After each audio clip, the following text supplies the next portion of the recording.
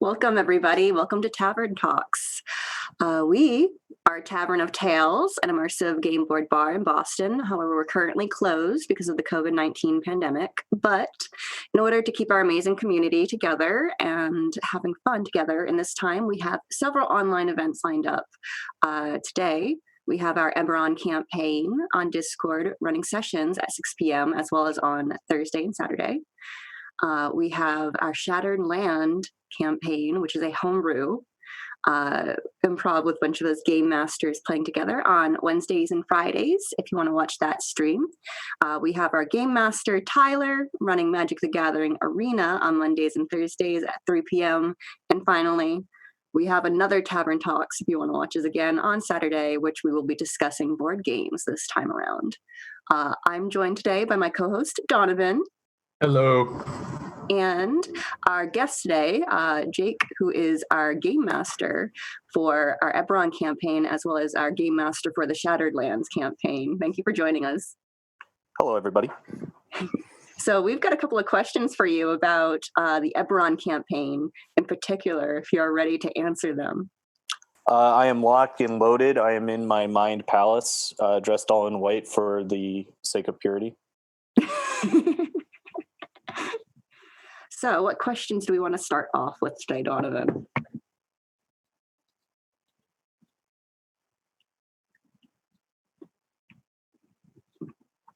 Oh, I think we might have frozen. Okay, so Jake. Hello. You are our, we just decided something recently, the Loremaster for the Eberron campaign. Do we want to get into that a little bit? Sure. So something that we decided to do this time around in Eberron Season 2 is to appoint one of us the Loremaster. And since I have the wherewithal to do so, I stepped up and began doing the producing for Eberron. We wanted to hit a few notes in this new season as compared to the last one. The two objectives are to recenter player-driven narratives, and also to create like a more cohesive story. So this is like a GM that kind of is in charge, so to speak, of the other GMs, so that we can pace when we reveal things about the world and just keep the tension ratcheting up as we reach towards like a traditional climax. Okay. And I wanted to bring this up because the structure we have for our DMs is very interesting, and we're going to be talking about that a little bit today, as well as the new arc for the Eberron campaign that you guys are going forward with. Mm-hmm. Donovan, you're back. Hello. Perfect timing. I couldn't tell if he was just standing extraordinarily still or if he did indeed frozen. I came back and I was shocked to see two of me on the screen. Thank you, Doppelganger, for the sub. Appreciate it. And going off what Lily said, going into the next campaign, the second arc of the Eberron, Jake, what does the current state of the aeronauts look like at the start of this? So to summarize season 1, the Admiral Erwinius such and such, long name man, had kind of created the aeronauts as this like vanity project / rip-roaring adventurer guild, and he wanted to reclaim the city called Glimmercourt and all this lost culture and art that happened in the morning, which is this big like atomic event that happened in Eberron. At the end of season 1, they had failed to protect the like crown jewel in this like treasure hunt, which was the Tree of Life, which is this thing that keeps the evil Dalkir, beings of supreme madness that live on another dimension. So that's where we are at the end of this. Going into season 2, the aeronauts are, or the officers of the aeronauts, and especially the admiral, are getting a little bit introspective. They saw what happened with the Tree of Life, and they're thinking, we've got this huge airship, we've got all these adventurous souls on our board. Maybe instead of like just doing treasure hunting and making money and doing all these things, the aeronauts can be like a real force for good in the world. So they're kind of becoming like a pseudo like knightly order in some senses. They're coming up with tenets and their objectives and philosophy as they move on into the future and try to do a little bit more good. Mm-hmm. So that's really very interesting, very cool. I like that. So we managed to find the Hellgate to the Delkir, and they'll be dealing with that though this season, it seems like. Yes. Is there, Delkir, crazy. Do we want to talk about the Delkir, or is that kind of secretive? No, I think a lot of people know about the Kier. They are a very important piece of the history of Corvair, which is the continent that most Eberron campaigns take place on. They brought an entire mighty empire to their knees and were only sealed away in the Underdark of this world long after everything was... they were fighting a losing war, and they sealed them in. And that's the current state of it. Now with the Tree of Life damaged, people are beginning to see a little bit more like madness, creepy tendrils, interdimensional incursions happening in the world. It's a very scary time to live in Eberron right now. So with that kind of new change in priorities in this Eberron world, is it going to make how we run the arcs this season any different compared to what it was like with our first season, with all these aeronauts becoming this kind of like group of Indiana Jones-like mercenaries, I guess? So probably the biggest change that players will notice is that we have written down like a series of main events that are going to be happening. It's going to be representing the crisis ratcheting up higher in intensity. It's going to represent the villains' plans coming to fruition, and the aeronauts will have to like respond to it in real time. So hopefully the sense is that there's a more cohesive story and like the tension just keeps on getting higher and higher until the end. And I hope everyone lives.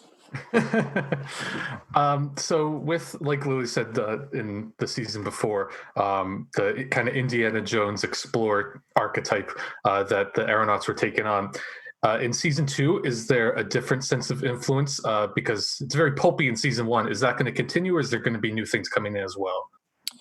There will be a bunch of new things. And one of the challenges in creating, for those of you who may run Dungeons & Dragons at home, one of the challenges that we're having as we're running this like very expansive program, we've got like 6 game masters creating their own characters in their own locations. It's a lot of like moving parts. So one of the things that we wanted to do when we set out to design this like narrative structure was to not stifle their creativity. So they, if you're with Donovan and he wants to run like a more pulpy adventure, that's still possible within this framework. But the overall tone that a lot of people are going to be hitting in this next season are it's horror, it's intrigue, it's political wheelings and dealings, it's solving mysteries. These are like the 4 tones that we're trying to hit in season 2. That's exciting. I love that kind of, the change in tone, but it's still very similar. I guess it comes from a very the same kind of history as well. And you were mentioning how it's different from running one at home. How is this Eberron campaign that we run different from how someone might run it at home for their own players or friends? So hopefully some of the differences will be brushed over soon. But the main difference is that one GM isn't all the time with like one batch of characters. So there's not as much of an opportunity for a dungeon master to sit with like a character, really get to know them, and then thoughtfully like react to how that character is behaving in the world. You could see this in our like the Shatterland stream. If you guys watched that, there was like a really interesting moment where White Scales was confronting his like master, while in the front room his own brother was being put on sale against his like without his knowledge. So like those sort of moments are only really possible if you spend some time with the character, try to like think of ways that you can wrinkle them and make them interact with the world. And it's very hard to do when you've got 6 dungeon masters playing, with 40 people is like our consistent player base in Eberron. So it's a lot of like moving parts. It's a lot of information. One of the things that we're doing to try to help that is at our writers meeting, I'm summarizing some like backstory stuff. I'm saying this is an opportunity in this person's backstory. Does anyone want to take this on? And hopefully through that way, we're going to start integrating the characters a little bit more into season 2. Cool. Okay. Yeah, so you had mentioned the players. So can you tell us a little bit about the player backstory bounties and how those will affect it? Yeah, so there's a channel in our Discord if you're in the Eberron campaign. Excuse me. If you're in our Eberron campaign, there's like a player backstory channel. I'm reading all of those, and I'm like summarizing them. I'm bullet pointing them, and trying to work with the DMs on creating like a compelling character arc for your character. The other challenge in that is that we don't want to like release a episode of our Eberron and this episode's only about Lockjaw, and I guess you guys are on for the ride. So there's a lot of like talk of like boundaries, what needs to happen in order to make this like really successful. So one of the things that we decided on was that all like character backstory moments are pretty quickly either resolved, or the new question that it raises is kind of like self-contained within like a singular scene rather than an overarching 3-hour episode. Okay. So this is going to be really interesting. Have you, for the backstories explicitly, this is something that you guys wanted to do to make sure that the players feel like they are an actual part of the story. And I think that's like really cool. Is there anything that the players can keep in mind to work with you guys to make that process more easier? What I found when I was reading the initial backstories is that a lot of people, when they were creating their characters, had this, they have their characters and their problems, and they join the Aeronauts, and their goal is, I like to use my membership in the Aeronauts to, I'd like to use my membership in the Aeronauts to help me solve this personal issue that I'm having. And I think that should be achievable in the game. You know what I mean? That should be able to be realized at the table in a session, this desire to use the Aeronauts to like be able to deal with their personal stuff. And I think as a DM, that's really great to see from your players too, because it shows the motivation for their player so that it's easier for them to role play into it if you like that as a GM. And exactly. Yeah. And it starts working against the suspension of disbelief when like your character has like a very important quest. They've got a very important like personal issue that they need to get resolved, and they're just spending all their time and risking their life for the aeronauts and not getting that initial thing that they joined in return. You know what I mean? All right. So we see our players are asking questions in the chat. We are writing them down. We're not ignoring you. If you want, we can start asking some of them right now. Bird of Any Omen has for Jake. They want to know if they'll be using the airship that they hijacked. I think this was during season 1, right? Or is it during season 2? Yeah. So what they're talking about is that a few of the aeronauts crashed a Plunder Brigade auction, and a few of them, Rhodes, Drela, and Auburn, boarded a Plunder Brigade storage vessel, cargo plane, and drove it off over the Dagger River, away from the Plunder Brigade, while a jet skiing ogre tried to yank them down with a chain. It's a very epic moment. They managed to get the airship back to the Ghost, and I do believe that airship was used in another person's session. That's cool. I'm still trying to get over the jet skiing ogre and the physics of that. They were like these big enforcers. These big enforcer ogres at the front of the auction, and when the plane started to gear up and start pulling out of the warehouse, they swung their big chains and wrapped it around the fuselage, and they managed to get them out of the way. All right, so I'm told there's art of this in the Discord, and now I'm supremely disappointed I haven't seen it, so I'll be looking this up later. Yeah. What's the next question, Donovan? I'm afraid I'm away from my questions. Have you decided, this is for Jake, obviously, have you decided what happened to all the grounded Plunder Brigade members, I'm assuming during the incidents at Tagracool, the explosion? So they, the grounded Plunder Brigade members, we kind of like left it pretty loose, but in terms of like writing, we wanted to be done with the Plunder Brigade. There's nothing so unsatisfying as introducing an antagonist and never giving like the group, the party, the ability to defeat them utterly, cow them, and send them packing.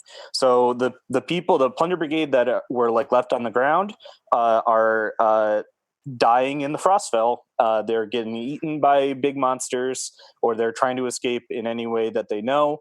You might see like a few Plunder Brigade members in like bars joining up with other organizations to try to survive and live, but the Plunder Brigade, as you know, is just utterly shattered.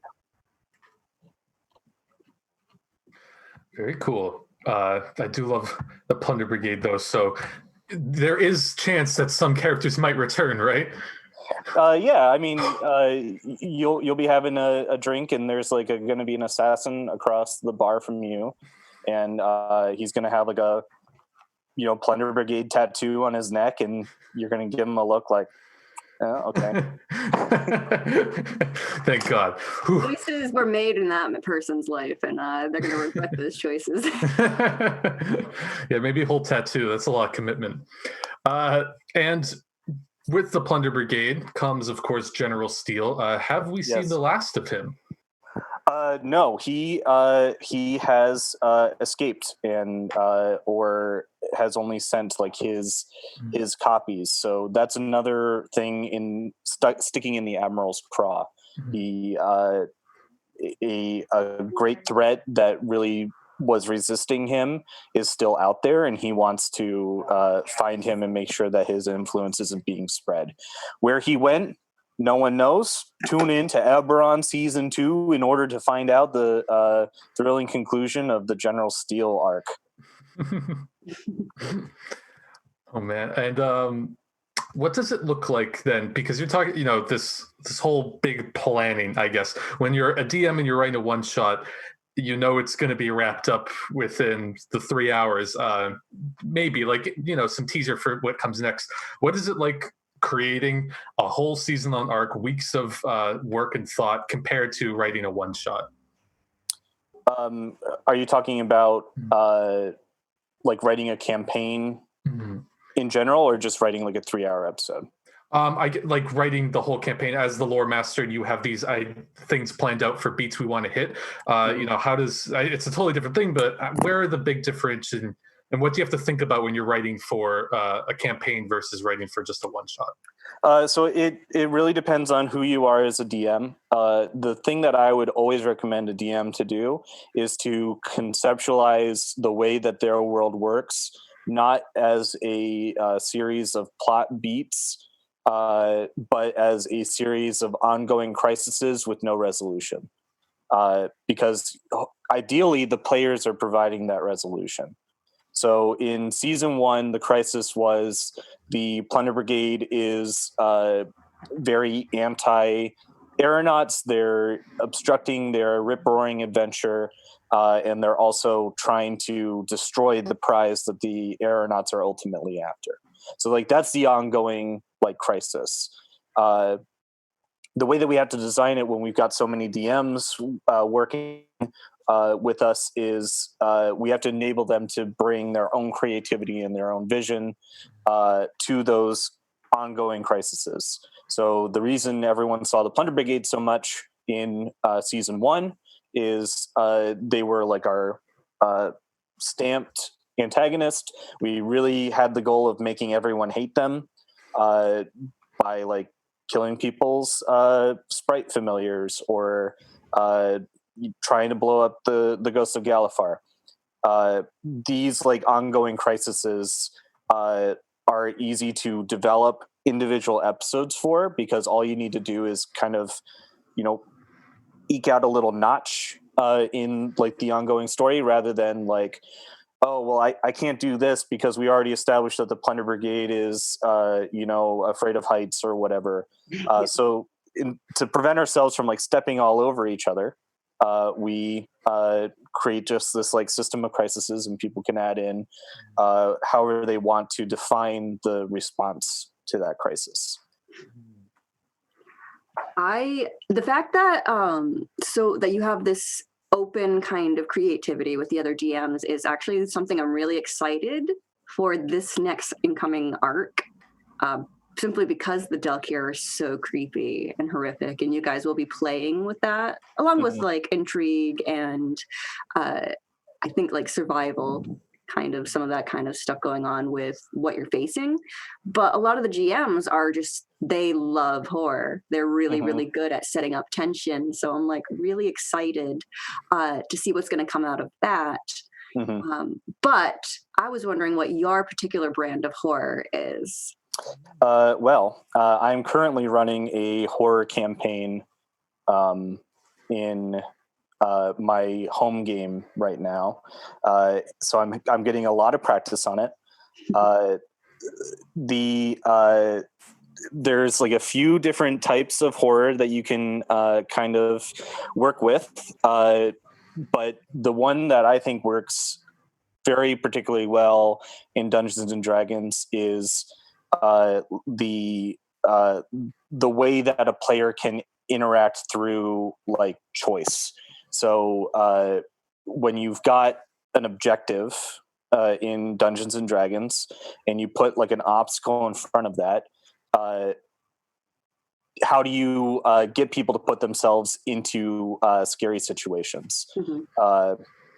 One of the ones that just happened last night in my home game was this like lady was dancing with this super poisonous spider and invited one of the players to join in on the dance with her, and they had no semblance of understanding whether or not this would, like, the spider would attack them or if they were safe in this thing, but they also had this pressure of like, this person's inviting me into this like cultural exchange. If I say no to it, are they going to get mad to me? So this like indecision point of where, like, what's my character going to do? How are they going to deal with this situation? And just being very scared for your character is, I think, the best sort of horror that you can promote in this game. Okay. Not just like describing gory stuff. Yeah. Threatening the player through the character. Yeah, finding ways to make them uncomfortable, I guess, Yes. and raise that tension without actively just saying like, oh yeah, the poisonous spider dance is kind of like pretty scary, but specifically because you don't know, which I think is going to be great for the intrigue. Mm-hmm. We have a question from Talus in the chat. Jake, so how much do you develop the antagonists? Do they have their own motivations and values, or is that too much to ask for a series of one-shots? I've been trying to work with everyone on the DM team to stop calling them one-shots and start calling them episodes, because I want them to think of them as like individual, like you're sitting down to watch Criminal Minds. It's 1 p.m. on a Sunday. You're eating Cheetos with your mom on the couch. You don't need to watch every episode of Criminal Minds to understand what's going on, but it's a self-contained story. It's in the same world. It utilizes some of the same characters. That's the like kind of idea that I hope that we shoot for in this game. For developing the antagonists, it's Talus, it's a very hard thing to do because multiple DMs need to play them. Multiple DMs help define them. That's why we chose the Plunder Brigade as like our first foray into this, because it was a massive organization. You can create your own antagonist inside of it and run them reliably and have like creative control over what that antagonist looks like. But now we're having like an overarching antagonist in General Steel, and people in this season are going to resist him a little bit more directly. So we had to define his motivations. What is he after? What is his plan?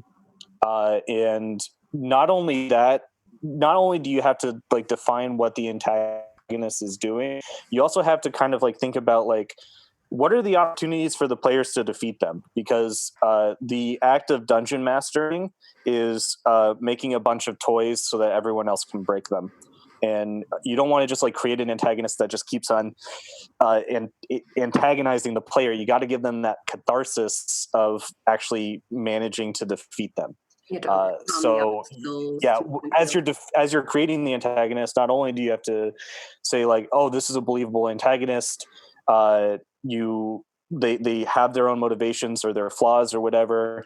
You also have to make them defeatable and make defeating them feel good. So that's the primary design work for creating an antagonist. I really hope that this advice that we're able to provide you guys will help and maybe inspire you to become DMs.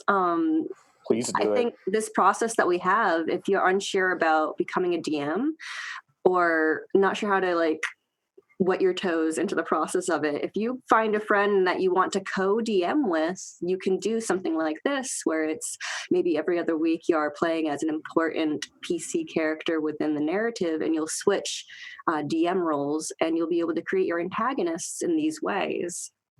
So I hope that you guys can get something from this. Feeling inspired, Lily? Yeah. So going forward, Jake, you have a lot of DMing experience, bouncing off what Lily's talking about, both in Eberron, but also with your own personal, the Shattered Lands.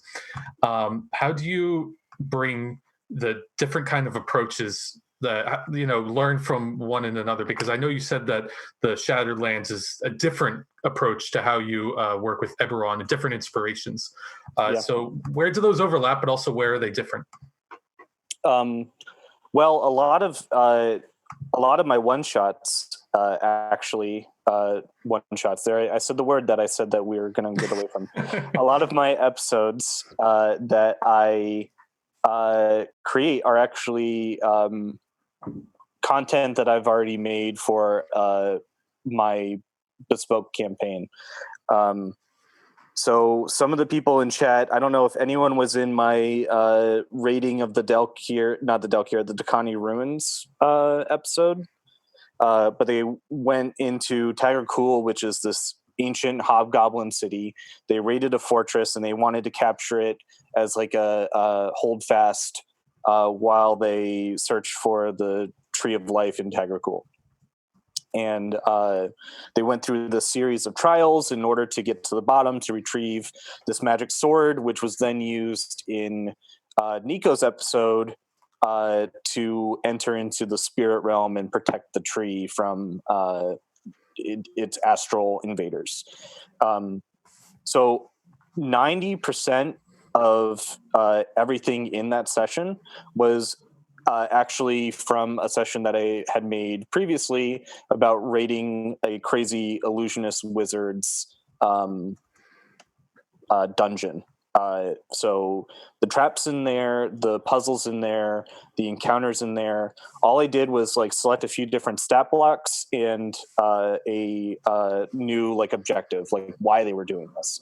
Yeah. The challenges remain the same because those are the most important things, like the dressing around the challenge and the actual objective why they're going through the challenges. Once you have that like laid out, your job of just creating challenges for the player kind of writes its own story within the session. Mhm. So in terms of like challenge design, not very much. The difficulty in writing an episode is that you want to be concise and edit down. You want to make sure that it's self-contained within 3 hours. If you're running your home game and they don't get to like anywhere special within the 3 hours, no big deal. You'll play again in a week or however your schedule works. But for these like Eberron episodes, the only time that you are together at a table with these people are the 3+ hours that you have with them. So you need to, just like you learned in your freshman English class, you have to have the establishing details, rising action, climax, falling action, and then resolution, all in one episode. Mm. Mhm. And trying to get that done within a 3.5 hour time limit is it's amazing that you guys can manage to do that. It is oh my difficult. gosh. Yeah, Taylor, I see you asking when I'm going to DM for y'all. That's a fantastic question. On the Discord, I'm currently not DMing the Eberron campaign yet. However, if we are going to be opening up soon with the stay-at-home being lifted, we may be doing things in real life. We do run at Tavern of Tales. We do have our Eberron campaign will be ongoing. So hopefully you guys will be able to visit us there and do that in person. And I will very likely be DMing there at Tavern of Tales in Boston. That's a good segue into asking Jake, what does the future look like when we do reopen? How will we be running, the Eberron campaign from there on out? We're still in talks about it. We're between a few different models. We are really looking forward to inviting everyone who has been on our following us online to come into the tavern and, break bread or tater tots, meet face to face, have a beer, and sit at a table together like real human beings. So the number one thing is just the excitement of being able to do in-person things again. We're between two different things currently. We're considering if it's going to be possible to continue to run like an online session of Eberron still, if we're still going to have like an online wing to this program. We will be we're also in talks about whether or not this is a once a week thing or a twice a week thing. As we move into reopening, the GMs who we love you, you've been at home with no serving duties or normal games to run or like any of our normal sound experiences that we normally do at the tavern. So we can spend a lot of time on doing this, and you can make your own schedule, and you can write the session that you want to make, and it's all well and good. We can run this very rigorous 3-day a week series of episodes online. It's when you think about it, it's a crap ton of content. Let me look at our schedule for next week. We've got 3 people running, so 9, 18, 12. We're producing 30 hours of content every week amongst our team.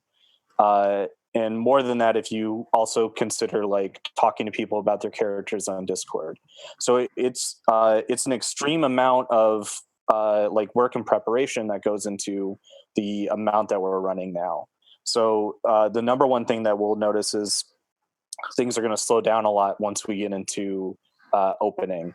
And by that, I mean, we're going to be playing like once a week or twice a week rather than 3 times a week.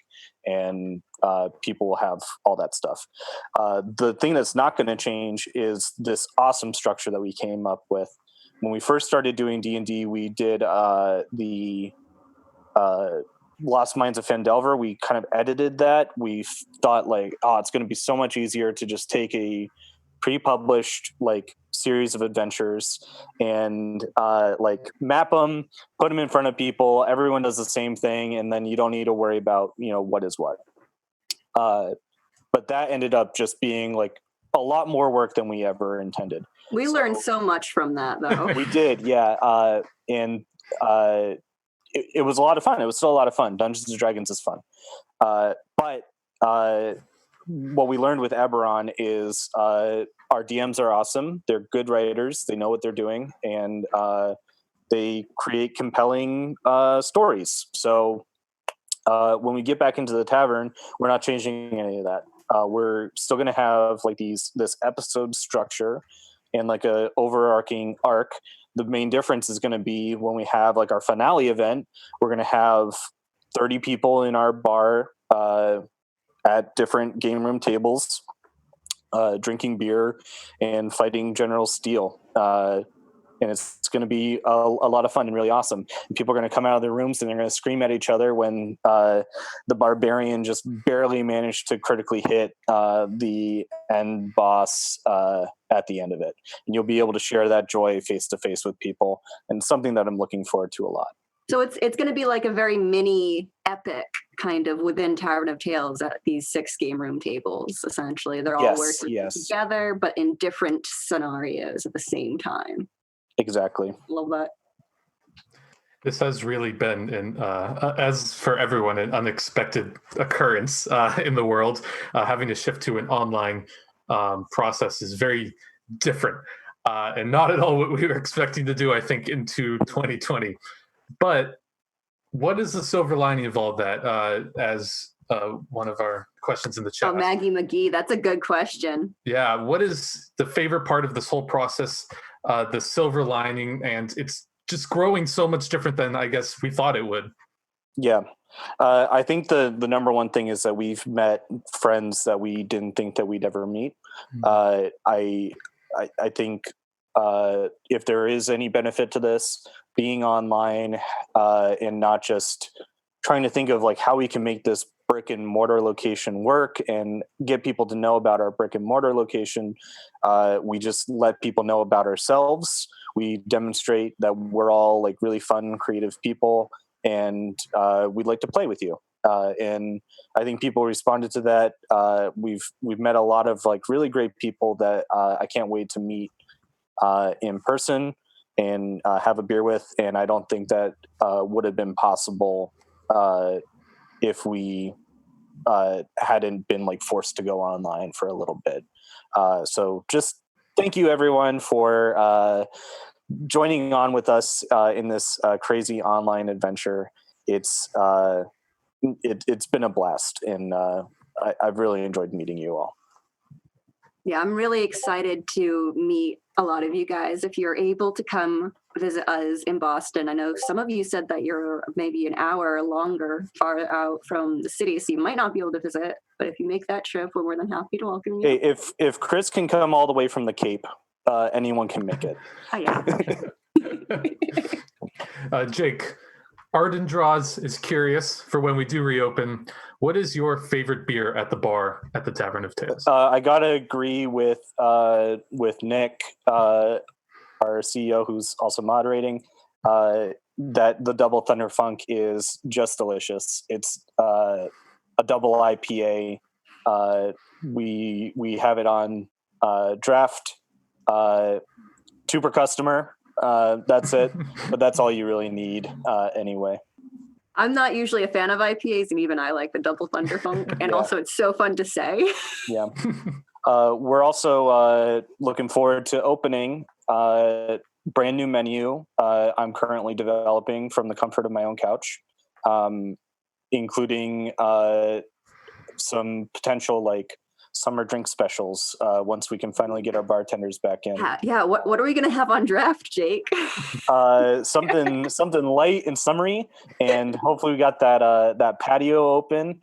People can be outside playing some cards, maybe some like cornhole or something like that. I worry about that only because it can be a little bit windy in Boston during this season. But hopefully we got that like nice little like alleyway. It's, okay. Well, I'm so excited to have that out. Boy, I just miss seeing you guys in person and like not being afraid to be like 6 feet away from you. No kidding. Oh man. Maybe this isn't quite on our question list, but we're going to be preparing for that even during COVID season as well. We're going to maintain our cleanliness when we open up. Mm-hmm. I'm certainly going to be wearing my masks. I think probably making a couple new ones. So I don't. We've already discussed this. That we don't want to get. Yeah. We're not going to open as soon as it's like possible governmentally to open up. We'll make our own judgment call based on what we think is safe. Tabletop gaming, the really amazing and lovely thing about it is that it's face-to-face, it's in person, it's personal. Unfortunately, COVID-19 that's like the most dangerous thing that you can do. So we definitely don't want to be like caught up in any like first wave thing. So we're just trying to be very thoughtful about our response and opening up again. So thank you all for your patience in that. And supporting us, in this meantime with all of our small online games. Yep. I just have to say to Bird of Any Omen, favorite small person drink, aka non-alcoholic, I'm assuming. We make a mean Shirley Temple. It's not the most special, but you know what? We will tailor it to your specifications. I'm going to ask our bartender, Holly, if we can make a Spies Open Your Eyes without any alcohol. Oh, yeah. We also have... we just got it in before we had to close down, but we made the shift to Little Wolf Coffee. They're a small coffee roaster in Maine. They make the best dang Colombian you've ever had to drink, and it is so good. And we also do like iced coffee and hot coffee pour over style with it. So even if you don't like games, hopefully you'll like our cafe and our little lunch spot. But I bet if you're on twitch.tv/Tavern of Tales _official, listening to a bunch of dorks talk about Dungeons and Dragons, that you like the games too. But we'll have good food to go along with it. And several of our workers are vegan or have dietary restrictions. Not that I listen to that and I drink milk anyways. But, knowing that everybody is very creative, we'll probably be creating things so everybody can drink and be inclusive in our community. And they'll all have nerdy game names. Mm-hmm. all stuff you can do. Yeah, while playing D&D, all food and drinks, maybe even milkshake someday, which is like the middle ground of food and drink, I The think. ultimate dangerous. Yeah, it is food and drink at the same time. It's not good for you though. Milkshakes in the summer for sure. I guess we do have some time. Do we want to keep talking more about our D&D games, what that's going to be like here on Discord, or perhaps... What do people eat in Dungeons and Dragons? Just kidding. Muttons. Will we have muttons at the tavern? Muttons? Like lamb? I think that's what a mutton is. Actually, yeah. I thought about at first we just like serve like big old turkey legs like they do in the Renaissance fair. But you know, we got a special situation in our kitchen. We gotta make some considerations. Man, we don't have any broilers to cook mutton chops in yet, unfortunately. I have a question for you.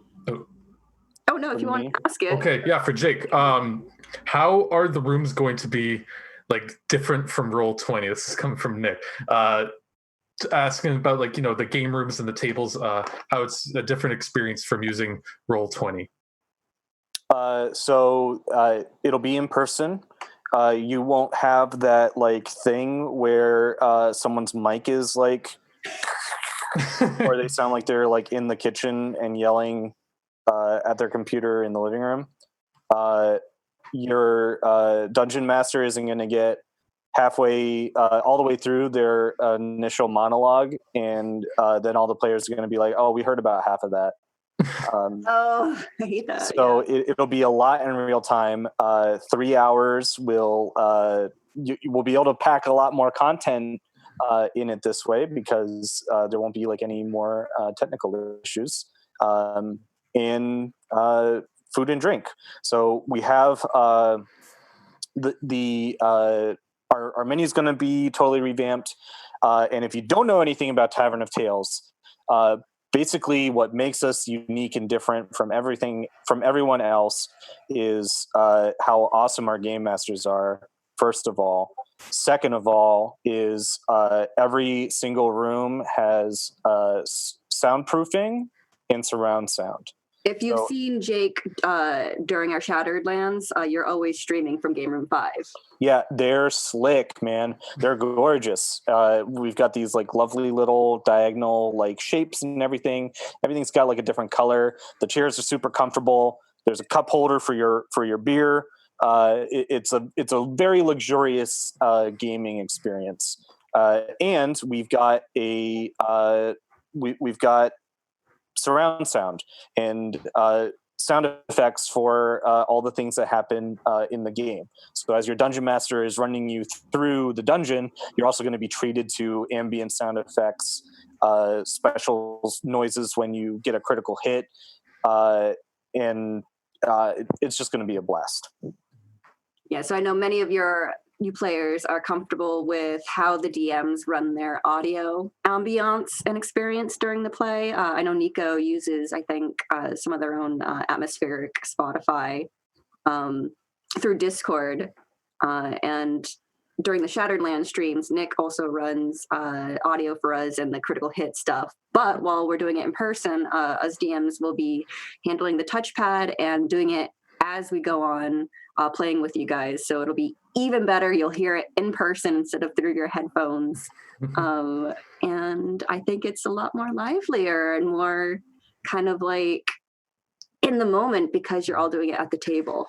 There's nothing like... If you think these people look good on camera, you should see them in person. Oh man, I didn't even do that. And in their slick brown uniforms. Yo. Them Tavern of Tales hoodies, which are for sale on our retail section. There's nothing quite like plain Mysterium and a creaking door opens and everyone always turns around to look at the door behind them.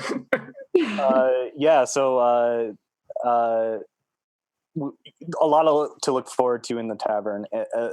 And beyond just Dungeons and Dragons, Magic the Gathering drafts, tabletop games inside and outside, the game rooms, our lovely patio. It's the best place. It's probably the best place to drink in Mission Hill. It's also probably like the coolest place to hang out in like 3 square miles. Yeah, Chalice is saying I'm looking up colleges near Boston. Boston's a fantastic state for colleges. Yes. You got your pick. Not gonna have Chalice. any trouble finding a college in Boston. I'll say And that yeah, much. Tavern of Tales is located within like a 3-school radius. Oh my god, yeah, the College of the Fenway is like Is 20-minute walk. Yeah. Yeah. There's a lot going on around the area. Okay. Yeah. So we have about 10 more minutes. We could do lightning question round. I have any lightning questions to throw at you yet. Do we want to talk more about D&D, or do we want to talk about perhaps some of the games that we might be introducing at Tavern of Tale?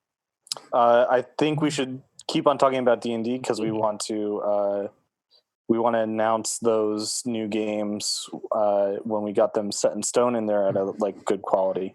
Okay. Yeah, if there's any more questions in our last 10 minutes, feel free to ask them in the chat, and then we will relay them to Jake.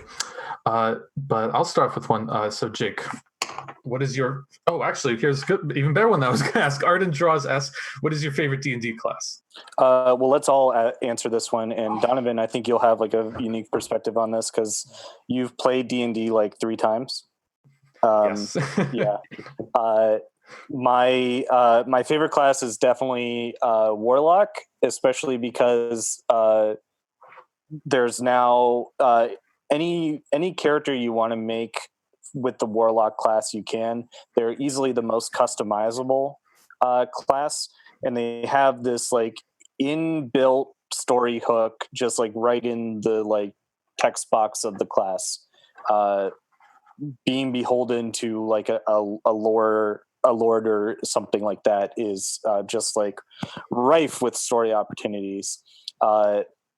And along the same lines, my second would be like a paladin because of their like they take an oath. You can create a story that like challenges those oaths or reinforces those oaths. So any class that creates like a story opportunity is some of my favorites. For me, I love all of the classes. It is a problem. I tend to multi-class. I don't when I build my D&D characters, I'm very much making a character for a story, and then their class tends to follow that. But I can say I have at least 2 favorite D&D classes. It used to be the sorcerer and sorceress, but I just recently created a storm sorceress and started looking into some other things like the what is it, the dark one, the Shadowfell one, where you get the energy from there, and it's just so fascinating. They are very complicated with the meta magic points, and I still, as a DM, am taunted about like trying to keep track of my players keeping track of that. So I only allow players that I trust, that I know they're not gonna screw me over and try to get more spell points or spell slots out of me by not following that. But they're pretty great. Donovan, having only played a couple of games, what's the next D&D class you want to try out? My experience in D&D is like not playing D&D. It's like playing what you think D&D is like if you're like a middle schooler, because we've never played with the rule book, me and my friends, but whenever I play it, I just like to be like, oh, I'm going to be an elf ranger or a human wizard, like a generic fantasy thing. Is always fun for me. So I think next I will probably do like a dwarf fighter and just have a big hammer and speak in a really bad Scandinavian accent. I think that's the plan. Okay, Jake, what is your favorite monster? What's your favorite monster to fight, and what's your favorite as a DM to give your players? It's hard. I really like running NPC antagonists for a variety of reasons, mostly because they can like talk a little bit. They've got like motives and their own objectives inside the battle as well. And my favorite sort of like NPC or like humanoid combatant is like a big brute guy with lots of attacks, lots of defense, and lots of health. Just a guy that is all brute force that the players have to kind of play around because matching him up toe to toe is like not interesting. I also like battlefield control, people like wizard stat blocks in the back of Volos Guides to Monsters. All those different wizard school stat blocks are some of my favorite. In terms of like an actual monster, my favorite monster to run is probably a hag. There's so many different varieties of them. You can put them in a coven and have like a bunch of stuff associated with them, and they're the surroundings around a hag are always interesting. You can basically let your creativity run wild and put anything you'd like surrounding a hag to creep out or engage your players. Favorite monster to fight would be I don't know. I like fighting everything. Fight me. I'm gonna fight a gelatinous cube. I never fought a gelatinous cube, and I've never used the gelatinous cube. And it's not for lack of trying. It's just every time it could come up that a gelatinous cube would be an enemy. It's like by the time my players would like fight them, they're just it would be a pointless encounter. Like it'd be over so fast for the gelatinous cube. I think we'll have to create Arden as an NPC to fight you. Seems they want to start some stuff. I've talked with Quinn about hags. I completely agree with you when it comes to the lore for the hags. If you ever start looking into them for creating the characters, there's just so much for the lore that you can take any small thing from a hag and just build upon that and make a very unique enemy or NPC. They don't have to be enemies. In Talus, wild magic sorcery is also some of my favorite stuff too. Yeah. Whenever you want to create like a weird magic zone where everyone wild magic surges, or my other favorite thing is to put old potions in places, and the old potion doesn't do anything until you drink it, and then it wild magic surges when you drink it. And Captain Falcon says, so do you like a gladiator, Jake? And I think I know the answer to that one. I do I actually Donovan ran Dungeons and Dragons very recently, and he asked me what kind of stat block I should use, and I recommended the gladiator. It's in the back of the player's handbook. It's chunky boy, 16 AC, 112 HP. It's got like a crazy +10 to athletics, 3 attacks. One of those attacks is a shield bash that knocks you prone, which gives him advantage on his next one. He does like 2d6 plus something with every attack, and he parries. So on his turn, he brings up his sword and knocks it away, and you can't hit him. CR5, he's like a very reasonable challenge for for a party of like level 5 adventurers. Very hard combat, and he's just a big beefy boy. I like him. I'm as a monster to get players to fight, I'm kind of fond of spawn monsters. So sending them a bunch of skeletons or a bunch of hobgoblins out harrying a small town, and either making it a process of either my players have to survive this and complete an objective while these very easy to kill monsters are out there, but there's many of them, or find a way to like maybe cut off the source or limit the source or something, and it becomes like a puzzle. I really enjoy like finding outside the box kind of means of doing that, especially when you have low level characters, because they have to use their spells and abilities very creatively, and I love to see that. Yeah. Last night, so if you're looking at the chat and you're confused because there's a lot of like inside jokes in there right now, last night my home party fought a gladiator and a shadow sorcerer that were backing each other up. There were 2 stat blocks. They dealt with them by cutting the rope that the shadow sorcerer was tied to the boat with, and so he's drifting away now, probably drowning. And the other thing is that the gladiator character was rescuing his rogue friend from inside the ship's brig. And by the time the party got to deal with him, they were both in the brig. So the big beefy paladin just put his shoulder against the door and locked him in there and totally ended the encounter. The encounter was over in like 2 rounds because they just locked the enemy in the brig. Yeah, as someone who likes to create setup for my NPCs, especially my antagonists you have to fight, it's fun to have those, let's have my NPCs have motivation and have my players fight that while this is happening. But if they cut it off or they do something a little bit different, it changes the plan entirely. And then it becomes, oh, time to improv. Yeah, and that's like the lovely thing about Dungeons and Dragons is that it, everyone loves Fallout New Vegas or like these computer role-playing games where you have all these options and you can solve quests in all these ways. But when you put it in a computer, there's only like, even if you have like a lot of options, there's only like 4 ways that like any situation can like truly resolve. And that's not the case in Dungeons and Dragons.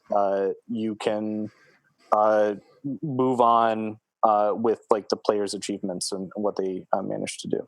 It's much more malleable in a human experience in person like this, and that's why I love D&D and creating narratives with other players. Yes.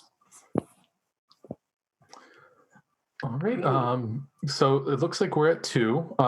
We got one more question, and then we can wrap it up. Got one from Maggie McGee, and it's asking about the improv aspect of DMing. How do you like that? How do you feel like you do with that? So every once in a while, I think to myself, like, oh man, I wish I had like a crunchier RPG system with a bunch of rules that made like combat super strategic, and there was like a lot of like thought being put into A, B, C, and D. But every time like it comes down to it, 5th edition is basically like the perfect games platform because the rules are so simple that you can just keep the action moving and just let it ride. There's only like a few things that can go wrong. You don't need to look up a bunch of stuff anytime something happens. So it makes it really easy to improv. And I don't like improv for its own sake. Like it's always like kind of risky, right? Like, what if I improv something and it's not good? I didn't write it to be good. I hope it's good. But what I love about the improv, or why I think it's necessary, is just to keep the action moving at a steady pace, and that action, that pace is the most important thing. I think to extrapolate on that, there's 2 different things I can add. If you are a player or a DM that likes or wants to learn more about improv, actual theater improv classes, one of the biggest tips that we have is the yes and, which is if you're not sure what to do, but you hear one of your friends, your players, your party members saying, hey, let's go do this thing, so long as it isn't too detrimental to the story that you're trying to put off, you can have your character think, yes, let's do that, and also do this. And that's how you create momentum within the party, become more proactive. And it's great because then it usually sometimes can spiral into chaos a little bit. There's also the lesser and no but, which is what you try not to do because it tends to cut the action and cut the momentum. Yep. But that's if you find there's something that you as a player or a person are uncomfortable with, and you're like, okay, this is going too far. Here's what we can do, but